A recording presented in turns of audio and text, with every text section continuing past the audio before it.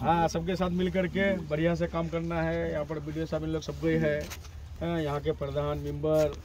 आज के हमारे ऑनरेबल चीफ मिनिस्टर ये पथश्री रास्तार पश्चिम बांगलाय हमारे যতটা পথশ্রী রাস্তা আমরা আজকে ইনোগ্রেশন আমরা আমাদের দিদির হাত ধরে ইনোগ্রেশন করলাম। আমরা আমাদের দিদি ভার্চুয়ালি ইনোগ্রেশন করলো।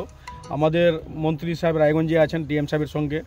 আমরা এখানে আছি জিনতপুর মোড়ে, আমাদের বিডিও সাহেব সঙ্গে আছেন, আমাদের ব্লকের স্টাফ আছেন, আমাদের এখানকার প্রধান আছেন, উপপ্রধান মেম্বার, গ্রাম পঞ্চায়েত মেম্বার, জেলা পরিষদ মেম্বার, আমাদের সিনিয়র লিডার, আমাদের এখানকার যারা জিম্মেদার লোক আছে সবাই আছে এখানে। সবাইকে আসার জন্য আমি ধন্যবাদ দিচ্ছি। আজকে এই জিনতপুর এই পিচ রোড থেকে জিনতপুর গ্রাম পর্যন্ত এই রাস্তাটা যাবে। কয় কিলোমিটার রাস্তা? এই রাস্তাটা 1 কিলোমিটার। কত টাকা? এটাও 38 লাখ 39 লাখ টাকা প্রজেক্ট। এরকম আমরা অনেক রাস্তা আমাদের আজকে ইনোগ্রেশন হচ্ছে।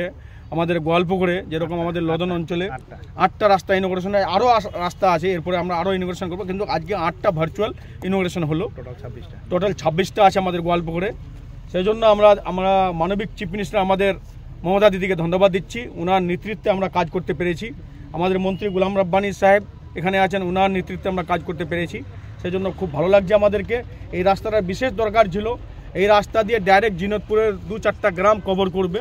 সেই জন্য খুব ভালো লাগছে। এখানে আমাদের অঞ্চল প্রেসিডেন্ট সবাই আছে, এখানে শাখা সেলের অঞ্চল প্রেসিডেন্ট, আমাদের অঞ্চল প্রেসিডেন্ট সবাই আছে এখানে। সবাইকে আসার জন্য আমি ধন্যবাদ দিচ্ছি। যেন সবাই যেন মিলেজুলে রাস্তাটা ভালো করে নিতে পারে। এজেন্সির কাছে এজেন্সিও আছে এখানে, আমরা এজেন্সিকে বলে দিলাম রাস্তা যেন ভালো হয়, এটাই আমাদের বার্তা থাকবে।